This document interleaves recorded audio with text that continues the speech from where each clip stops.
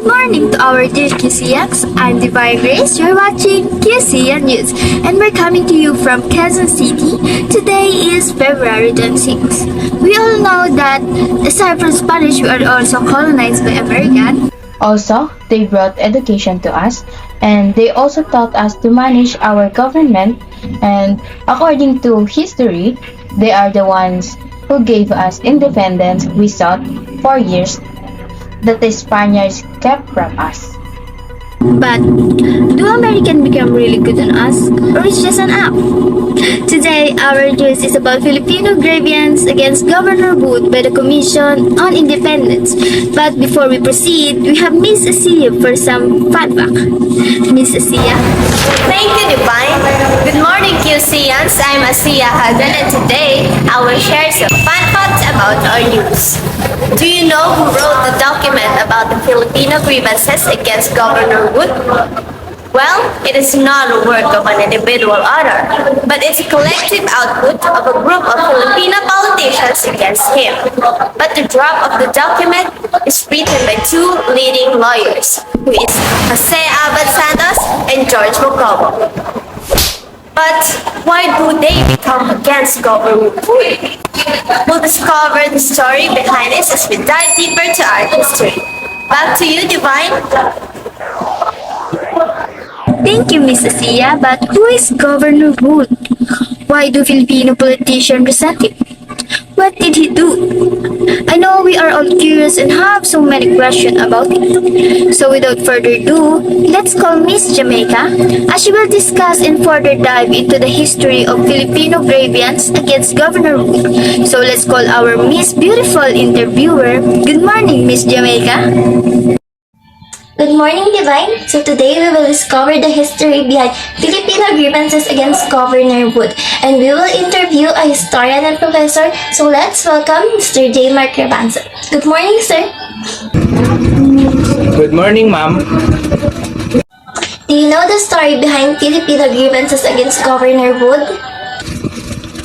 Governor Leonard Wood was a United States Army Major General, physician, and public official.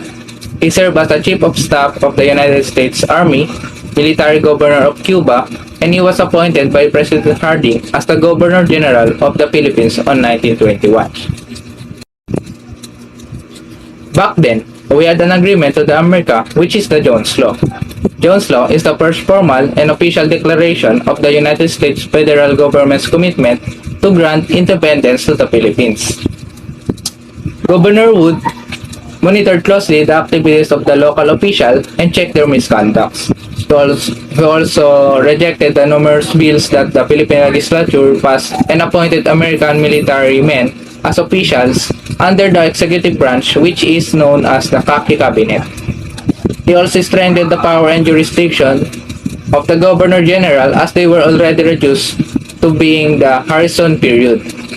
Wood's reform and way of managing the government didn't seem good in the perspective of Quezon and other Filipino politicians. The situation became worse as it reached its climax with the cabinet crisis on 1923.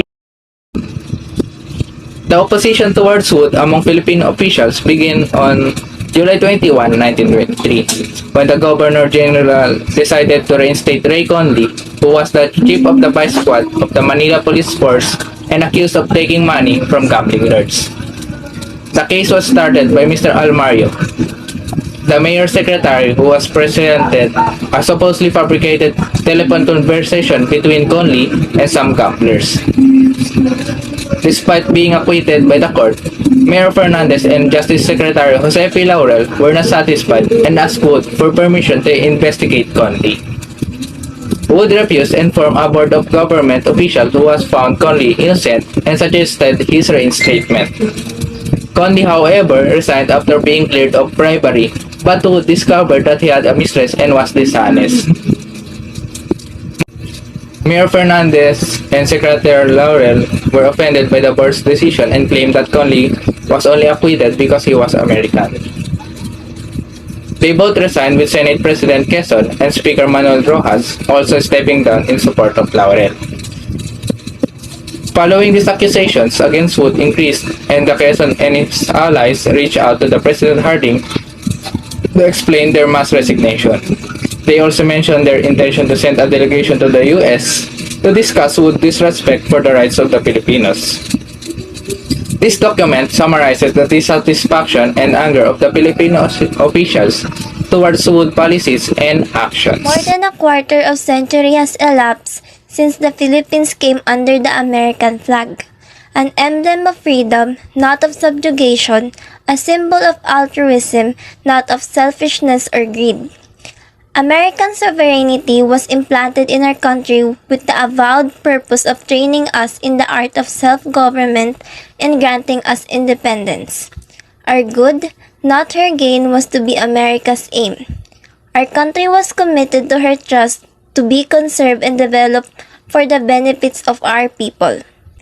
Believing in the sincerity of America's purpose, the Filipinos applied themselves with patient diligence to the task of meeting the conditions exacted of them, anxiously awaiting the day when America would honor her promise. The first 20 years of civil government were marked by mutual understanding and loyal cooperation between American and Filipinos. At the end of that period, when it seemed that the goal had finally been reached, after the President of the United States had advised the Congress that the time had come for America to fulfill her sacred pledge, Major General Wood was sent to the Philippines as Governor General. Cognizant of the part taken by General Wood in the liberation of Cuba, the Filipino expected that under his administration, the spirit of cooperation would be maintained and that the work of political emancipation would be complete.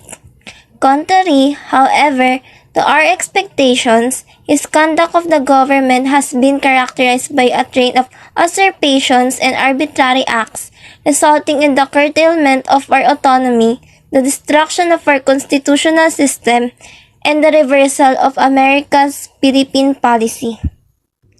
This line of conduct recently culminated in the issuance of Executive Order No. 37, by which he has attempted to nullify laws creating the Board of Control and assumed the functions of that body.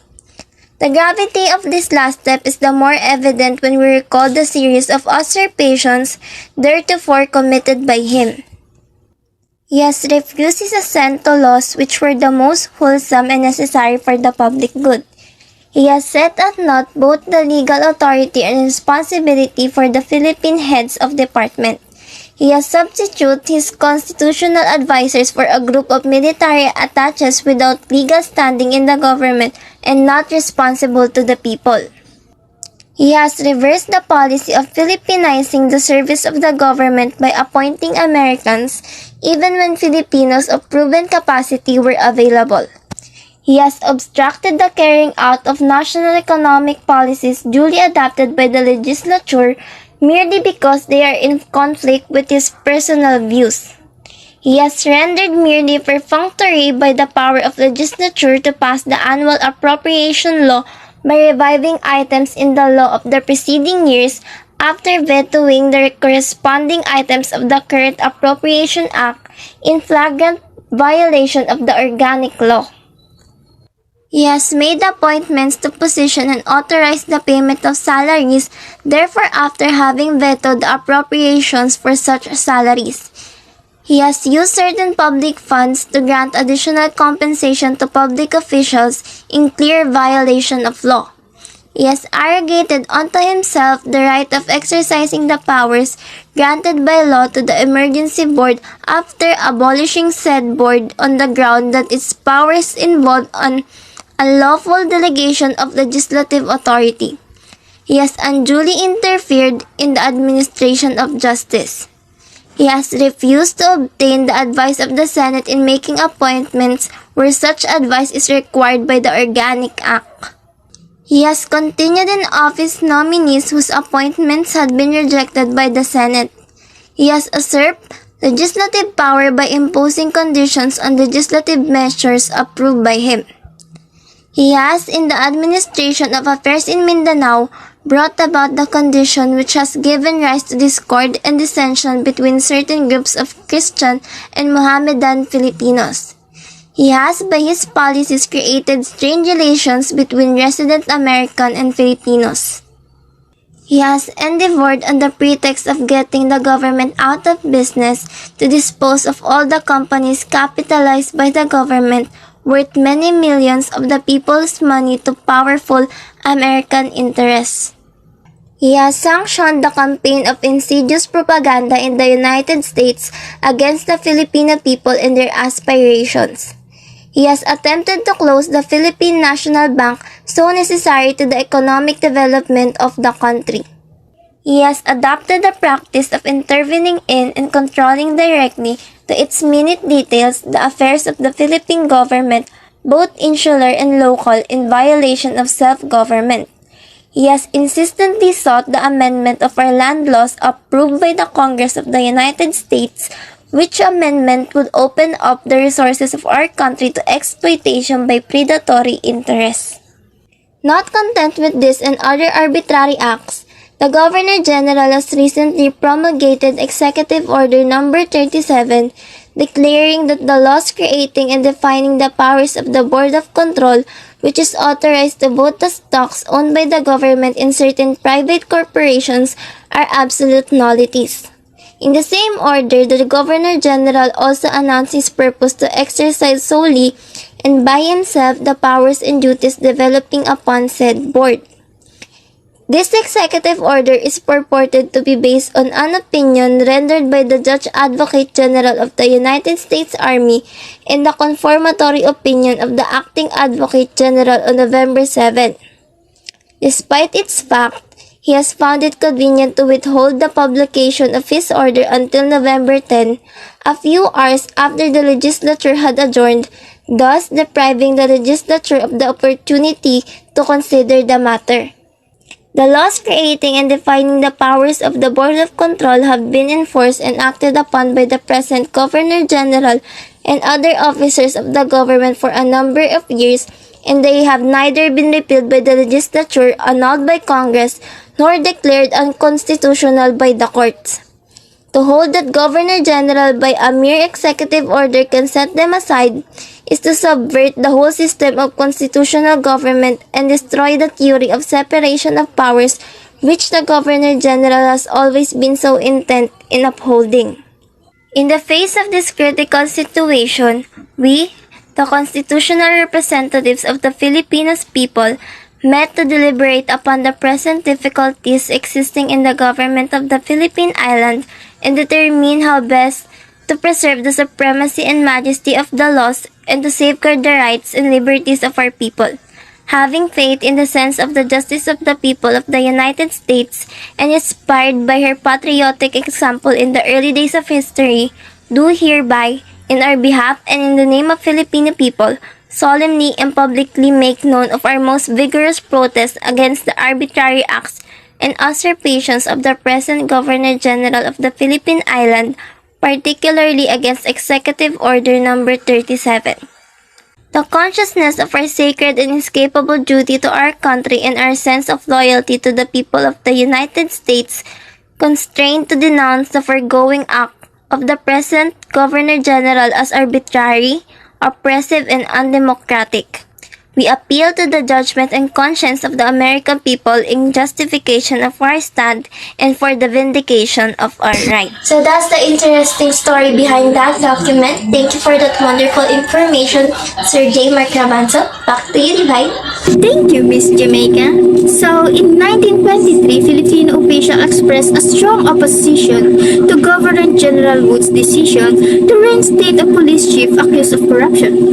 And based on the document of Gregorio Zaid in the third paragraph states that what prompted them to write the resolution was Wood's issuance of Executive Order No. 37. The Board of Control that Governor General Francis Porton Harrison created during his term.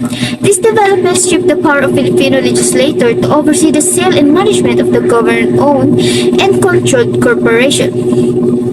Despite the effort to investigate, the Chief Woods Board cleared him of wrongdoing wrongdoing, leading to resignation and accusation of favoritism toward Americans. The official grievance were communicated to President Harding, highlighting concern about Wood's disregard for Filipino rights and privilege. And because of the struggle between Governor Wood and Filipinos, it enchanted the nationalistic spirit of Filipino and make a group called National Supreme Court. Back in time, they called the American flag as the emblem of freedom or symbol of altruism. Altruism means the belief in or practice of disinterested and selfless concern for the well-being of others. By the help of America, we acquired the art of self-government and, like I said earlier, their promise the Filipinos to will gain their independence if they have a self-government. The Filipinos have suffered enough to prove this usurpation. This provides us with an understanding that Filipinos have always been strong enough to fight for what they believe is right, even to the highest official of another land, in order to protect the welfare of their countrymen while remaining steadfast and united. After all of this understanding, the information and ideas about this topic, it got me thinking. Why can't the leader of today bear the same courage to protect the welfare and the rights of Filipino people? But if you think it through, do Governor Wood really become biased? Or the Filipino officials just don't like Governor Wood because she's against their propaganda? And that's the end of our news. Once again, I'm Divine Grace. And we are QCN News.